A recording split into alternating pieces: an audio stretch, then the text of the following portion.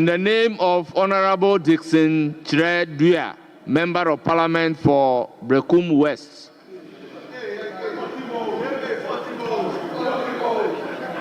on football-related violence in Kotoko, in the Kotoko versus Nsontraman FC match. Honorable Member, you have the floor. Honorable Member for Brekum West. Thank you, Honorable Speaker. I make this statement as a result of the rising acts of vandalism, acts of hooliganism at our various game centers, and specifically in relation to the 19th week Premier League match played on the 2nd of February 2025, which resulted in the brutal stabbing of a Kotoko fan, Nana Yao Frempong, known as Pooley.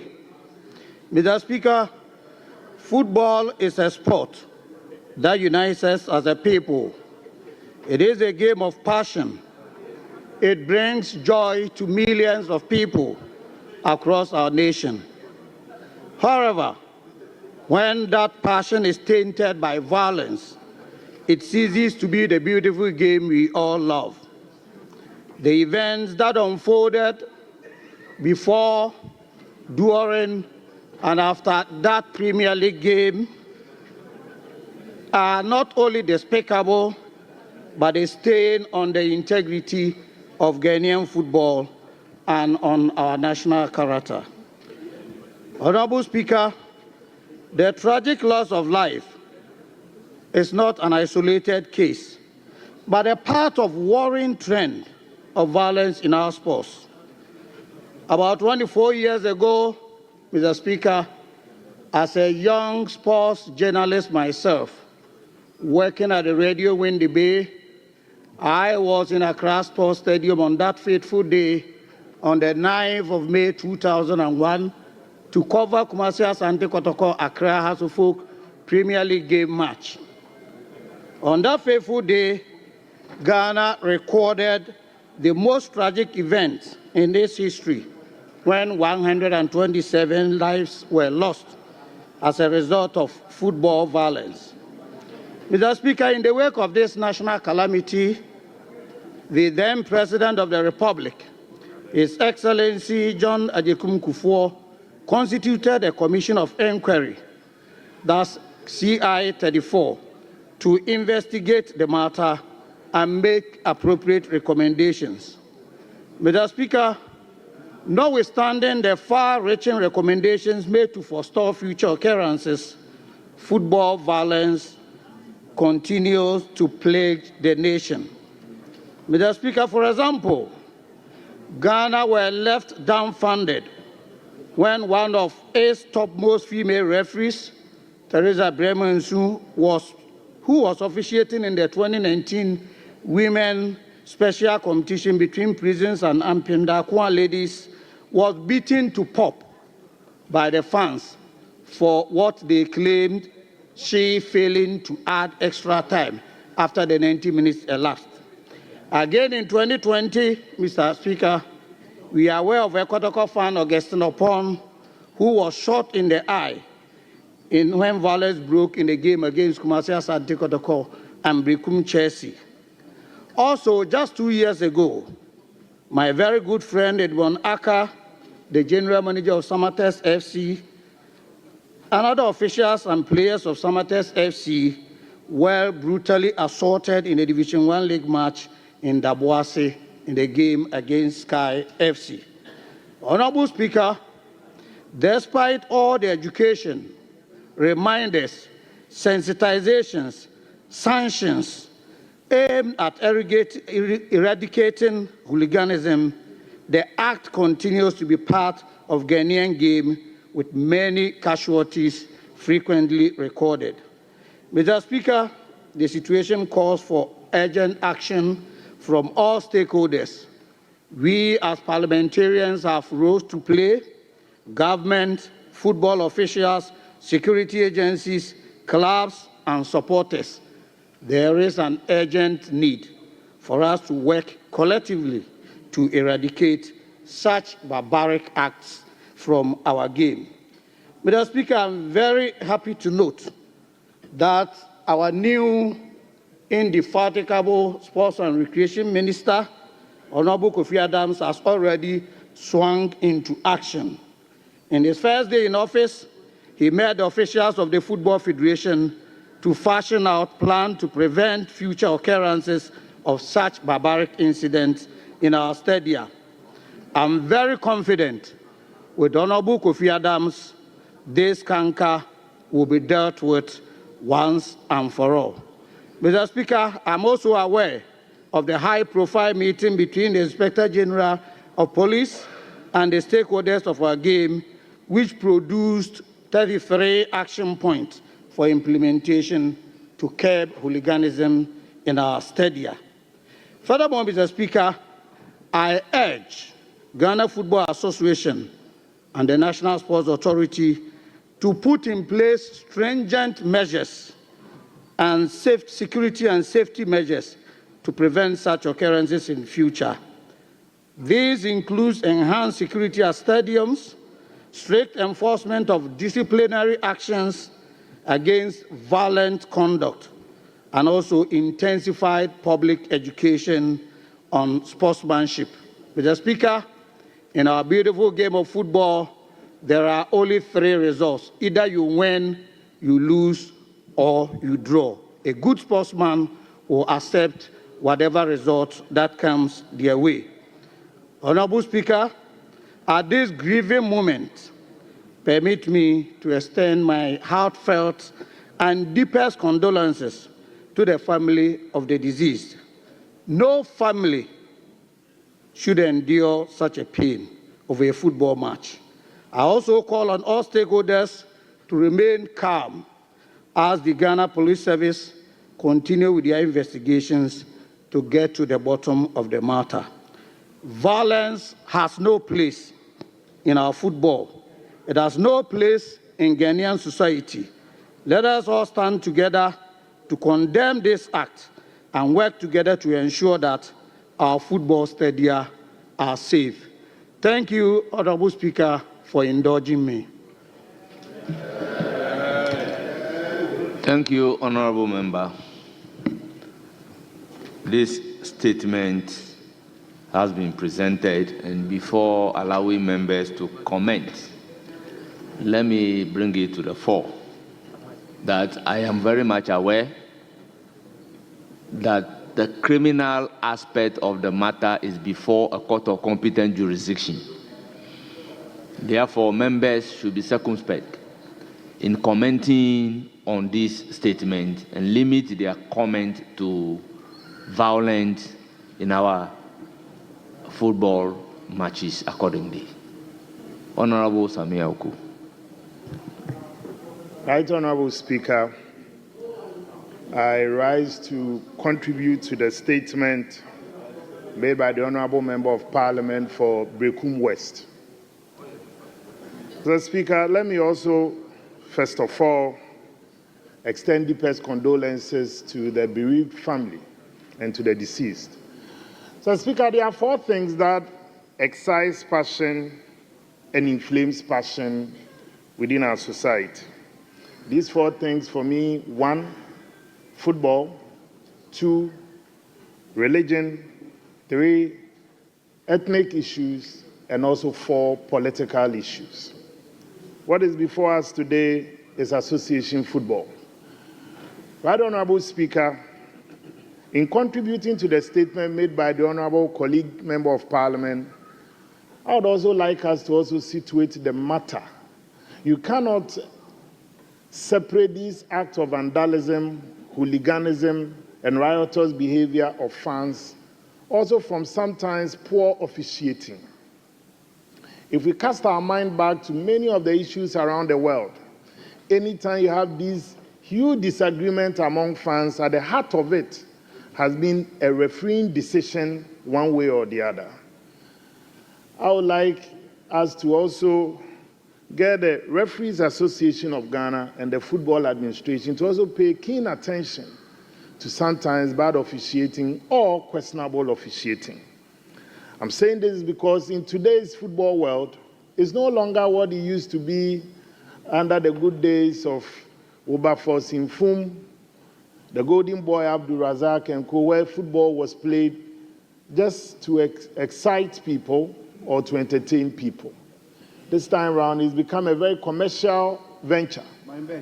And people get into these stands knowing very well and working out the odds on what they intend to achieve at the end of the day. I believe these acts of hooliganism are despicable, and it is about time that we don't just pay lip service to these matters when they are raised, but also get the law enforcement agencies to also enforce the laws. One of the main issues that for me continue to also agitate my mind has to do with the issue of citing drinking spots and beer bars around these stadia and sports facilities. One, you cannot enter the stadium with alcohol, but the people just take it before entering. So they enter, and the time that they reach that peak, that is when the match is also at its height. So one, we also have to be clear on the modalities and the guidelines and what we can also have around the various sporting facilities. Today we have a colleague down that I'm an unrepentant fan of Kumasi Asante Kotoko.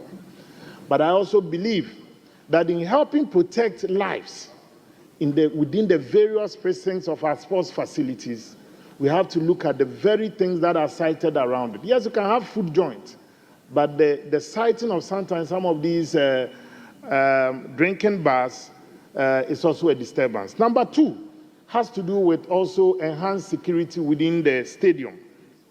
In the various stands, apart from having people who are wearing security badges and uniforms, you can also have plainclothes security.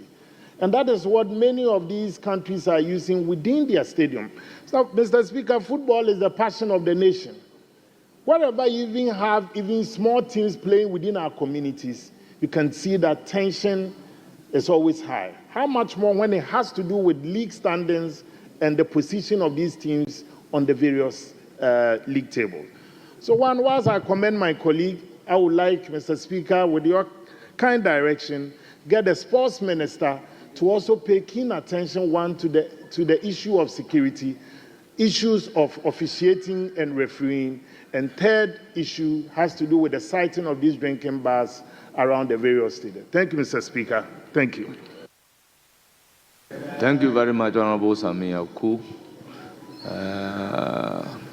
Honorable member, let me give the opportunity to the lady. Thank you so much, Mr. Speaker. I would like to contribute on the statement made by the Honorable Member for Brekum West and on the situation of an unfortunate situation that happened in Nsuache with the match between the Kotoko and Nsuache. It happened in Nsuache, which is my constituency. I would like to extend my condolence to the entire family of the deceased. Mr. Speaker, on this note, we need to be very much careful and put in better and proper measures when there is match like this, because we have different supporters with different views and excitement. People come out and communicate or express their excitement in a different way. And so, with this unfortunate situation happening in my constituency, which I believe it shouldn't happen in any constituency, the entire sports ministries and heads or owners and management of football clubs should take this serious and make sure that these things do not happen again. And on that note, Mr. Speaker, I believe that we should have a risk assessment before any match takes place, because we need to make sure that the park or wherever they are having these football games are well kept. We have CCTV cameras in case of emergency. We have proper security personnel. Even in addition of these military personnel can be added to it. Mr. Speaker, I believe that if much concentration and monitorization is put in place and we monitor the situation well, I don't believe that these things would happen. When this issue happened in my constituency, it called a lot of emergency, because if you look at where the ambulance service is in Nsuache, they went far. We couldn't even get an ambulance at this particular situation. And it's rather unfortunate that my good brother, my father, the former MP for Sunyane West, and it's something we shouldn't really I was really worried because he's a senior colleague of mine, and I share with him at this particular situation, and I wish him well, because it can happen to anybody. And I pray that if measures are kept well and put in place, all these matters will reduce. Mr. Speaker, I would come to the point of our medical aid. We need to make sure we have first aid in situations and places like this, so that measures can be taken as early as possible. Because looking at the supporter of Kotoko, it means that if they had first aid available, we could have found a way to save him as early as possible. Again, Mr. Speaker, I would like to plead with the entire security and medical professionals, as I earlier on made, to have an emergency plan with a sports team in case there's such situation happens, so that we'll be able to help save lives and educate our fans in matters and how they should be jubilating when issues happen. And even the terrain that supporters need to, if they are ticketing that we're supposed to give to them, and monitor the number so they will not have a stampede at the park or the stadium, I think it will go a long way to help us. Thank you for the opportunity given to me, Mr. Speaker. Thank you, honorable members. I'll give the floor to Honorable Professor Kingsley Nyarko. Honorable Speaker, I'm extremely grateful to you for the opportunity accorded me to make a brief comment on this sad statement made by our honorable brother. Mr. Speaker, it is so sad and painful for a life, a precious soul, to be lost when that person was enjoying the sport of football. Mr. Speaker, football is supposed to unite us. It is a source of enjoyment for most of us. And you go to watch a game of football, you expect that your team wins. It beats my imagination why somebody, in their attempt to watch the beautiful game of football, should lose their life through violence. Mr. Speaker, violence should not be allowed to fester in our society. We must understand that as human beings, we cannot all belong to the same group or association. We cannot. We can't also think alike, because society will be of no fun if you all belong to the same society. There should be diversity in terms of ideas, diversity in terms of belonging to association. That is when we can see growth and progress. What has happened is so sad.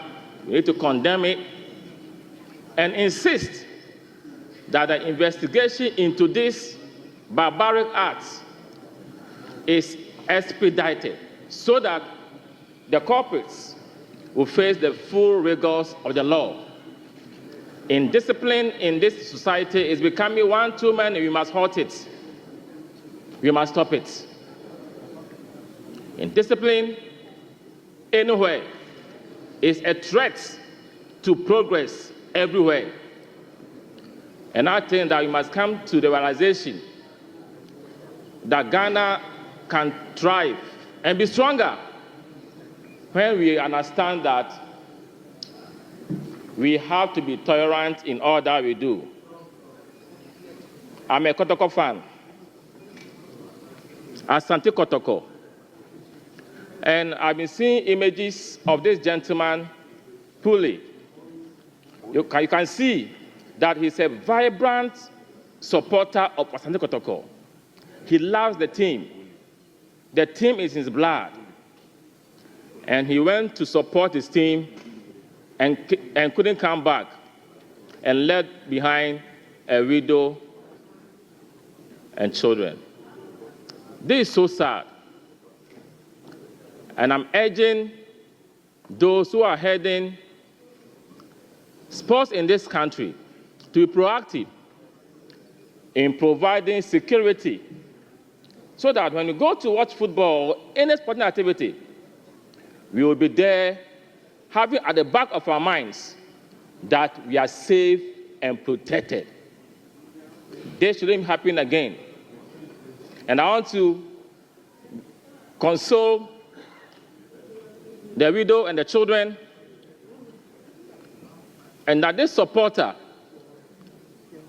should find solace in the bosom of his maker. I also want to plead with our supporters that we should understand that in the game of football or in any sporting activity, we cannot always expect to win. We can win, we can lose, we can draw. The game of football or any sport activity is not a must win. It's not a must win. When you win, you thank God and make merry. When you lose, you take it in your strides and understand that tomorrow might be an opportunity for you to also win. And I know that Asante Kotoko will come out of this stronger and better. And I also hope that this incident, unfortunate one, will serve as a better lesson for Ghana sports moving forward.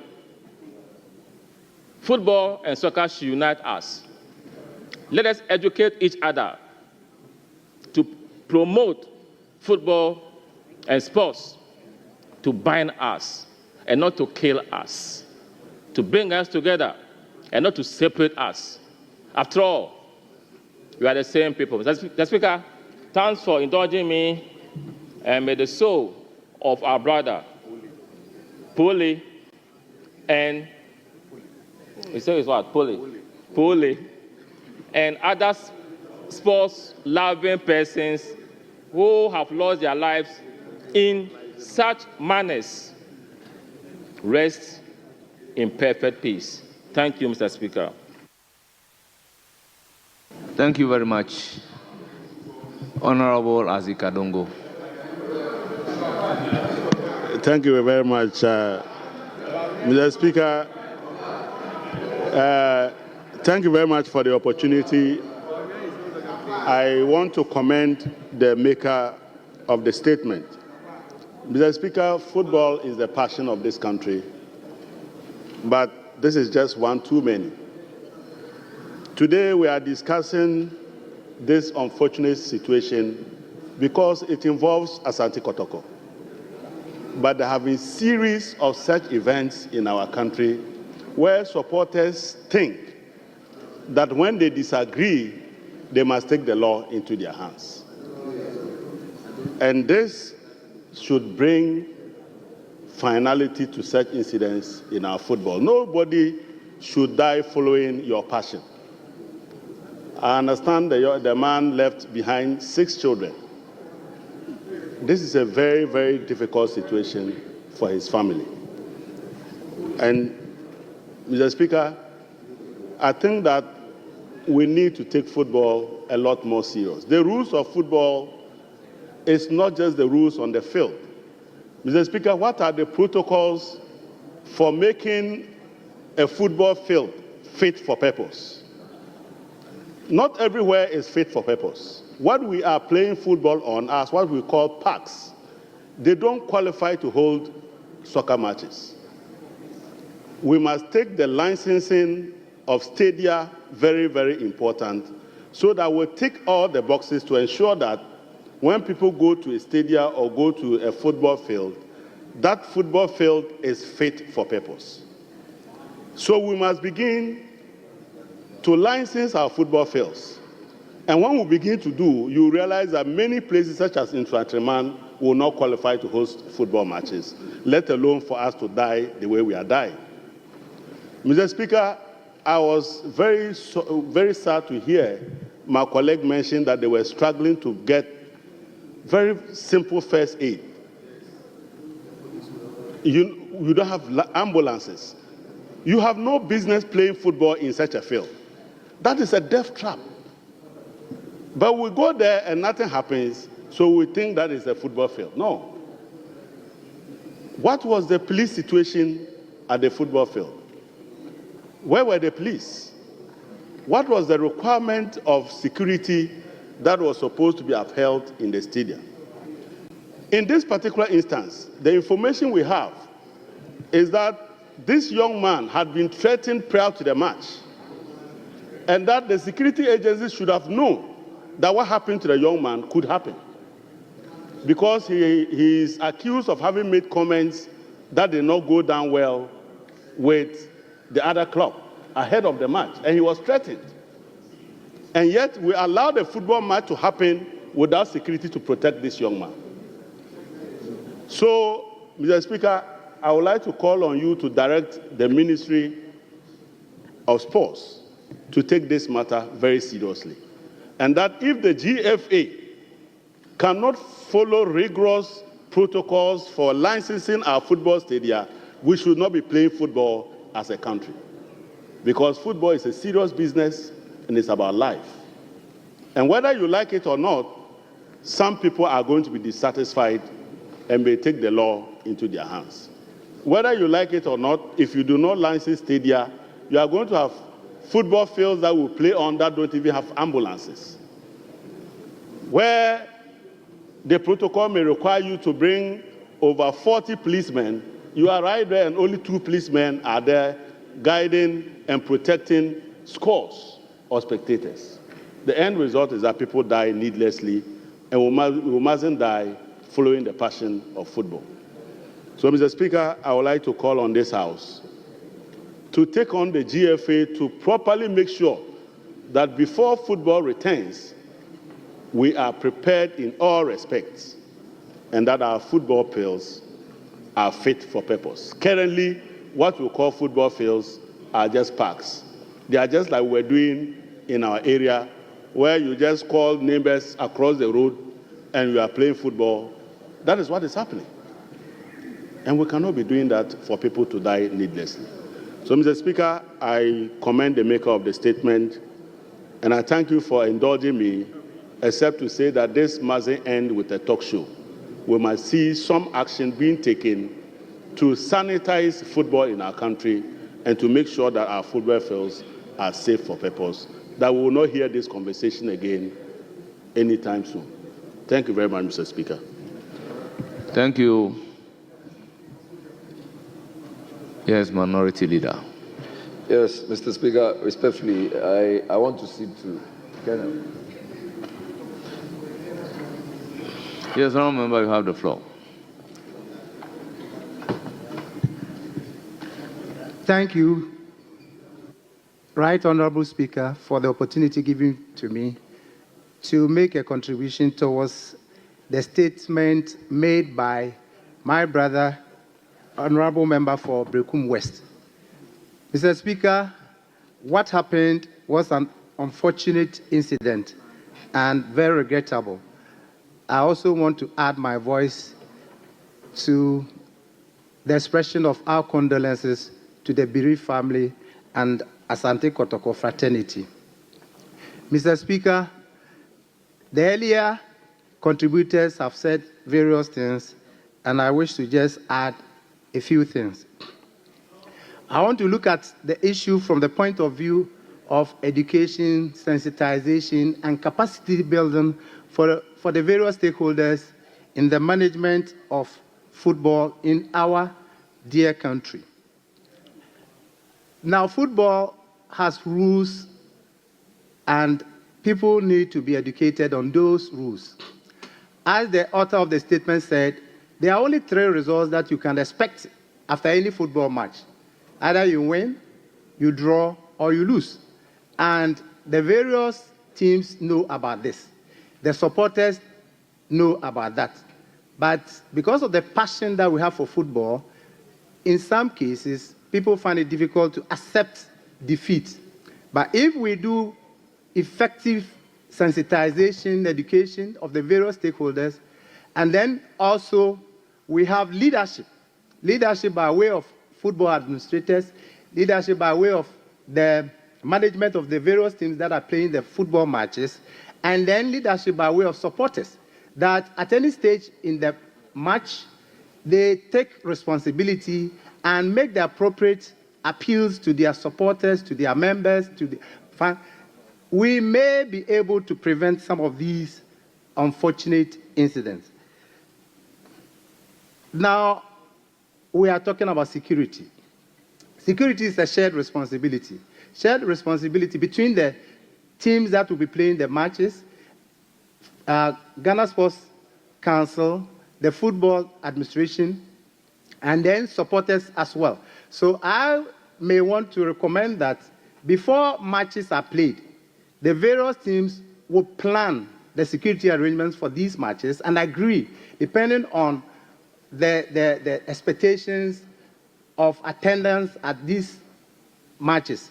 We have categorized our teams, and there are matches that we say this is category A. Of course, whenever Kotoko is playing any match against any other team, the expectation is that there will be more spectators than the other teams, and therefore security arrangements will have to be beefed up. Now, I also think that we have to emphasize on capacity building. We need to train and continue to train our referees. We need to train and continue to train our sports administrators, the leadership, and everybody, so that as the rules of the game change, we would be abreast with them and accept that during football matches, it is the referee and only the referee whose decisions are final. The referee is a human being, is fallible, and may make mistakes. But once he takes a decision, whether it goes in your favor or against you, you have no option but to accept it. And when that happens, that's where we want leaders to take responsibility. You appeal to your team, your players, your supporters, that once the decision has been taken by the referee, unless through an appeal or something, you cannot change that decision. And so we'll need to do that continuous training and capacity building for the various stakeholders in football administration. Once again, I also want to make a recommendation on the need to have well-resourced medical teams at the various stadiums when we are playing football matches. Depending on the categorization of a particular match, the appropriate well-resourced medical team should be available so that in the event that unfortunate incidents of the type that happened at Initiatory occur, we may have professionals with the appropriate resources to deal with the matter so that we may do our best by way of first aid before we are able to convey the victims or casualties to the appropriate medical facilities. On that note, I wish to say that I highly commend the author of the statement I know he is a football administrator, and he really knows and understands sports in general. And he would help the various stakeholders in finding solutions to this unfortunate incident and make appropriate recommendations. Mr. Speaker, I also want to thank you for the opportunity given to me to make this little contribution towards the unfortunate incident that happened in my region and also happened in the constituency of my sister at the other side. Thank you, Mr. Speaker. Thank you very much, Honorable Member. Majority Leader. Thank you very much, Mr. Speaker. Mr. Speaker, I think that as a parliament, we should at all times condemn all forms of violence at our stadia during football matches. Colleagues have already indicated strongly that these matches are for pleasure, they are for entertainment, and they are to bring us together. They shouldn't end with people losing lives, limb, and property being damaged. That is not the objective. Indeed, Mr. Speaker, we should appreciate that sports, beyond just being entertainment, has become a big economy, a major economy, contributing enormously to the GDPs of some countries. In Ghana here, weekends, when you see the number of people who are trooping home to watch the European League, the Spanish League, and all these foreign leagues, it is amazing. And when you sit with business people and they have conversations about leisure, and the number who fly to Europe, fly to the United Kingdom, just to go and watch a match and come back. And these matches become the meeting places where major deals are concluded. It will amaze you. And if you see the extent to which the media is developing in those countries, and sports and the coverage of sports has become a major source of revenue for those countries, then you will know that it is not a place where we go and throw stones at each other. It is not a place where we go intending that at the end of the match we will beat the referee. It is not a place where we go planning that when we finish we will scatter the place if our team do not win. It is a place where, as a district, as a region, you must plan for it, because the people who would travel there, the transport sector will benefit. When they get to the place, those who will be selling food and other items, the women in your district, in your region, will benefit. The hotels who will host them, you will benefit. And so the regional security councils, the municipal and district security councils must accept these as major important events that they must plan for and make sure that no match results in violence in their municipality. And even encourage those matches to be taking place so you can earn more, and then also you can entertain your people and then keep them happy. Indeed, Mr. Speaker, if you observed earlier on, I was sitting with the Minister for Sports. He was hoping to be here to comment on this statement because I had given him some indication, but he has to run back to his ministry to defend his budget because the Minister for Finance is putting together his budget. And so in our discussions, he's indicated that as part of the 24-hour economy strategy, sports is going to be a major cornerstone as part of the 24-hour economy.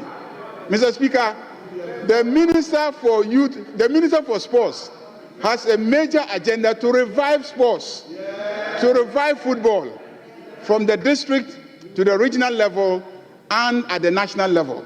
Mr. Speaker, the Minister is already holding meetings with the media to see how we can project sports, Indeed, he has revealed to me that he is looking to negotiate for super sports and others to begin to cover our local leagues.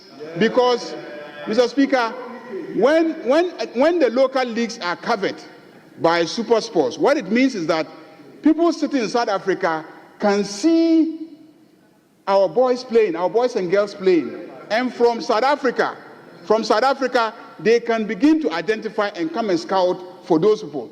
So the footballers themselves, when they see that their tournaments are covered on super sports, they know that a platform, a global platform is being provided them to showcase their skills so that scouts all over the world can view and then come and try and then recruit them to their various countries. And also that he is going to invest and get support and sponsorship for the various teams in the regions so they can have good football, good coaches, they can have support to be able to compete effectively, train and recruit and retain very good footballers, buy very good players, and then also up the quality of our local league so that people will really like to go and watch our leagues instead of wanting to sit at home and watch the European leagues. Mr. Speaker, when this happens, I believe that our people will begin to appreciate the fact that football is a big thing. It's not a place where you go and throw stones, where you go and then, fight at the end of the match, because when you do that, you are destroying the economy of your district, your municipality, and ultimately your region. The regional ministers and municipal chief executives will begin to see that football is a major enabler of their economies, and therefore they must pay attention, and the entire governance framework within the district, municipality, and the region will be geared towards making sure that every weekend, any match that is being played ends up successfully and it doesn't end up with the image of the municipality or district being dented. Mr. Speaker, let me conclude by saying that with the 24-hour economy strategy,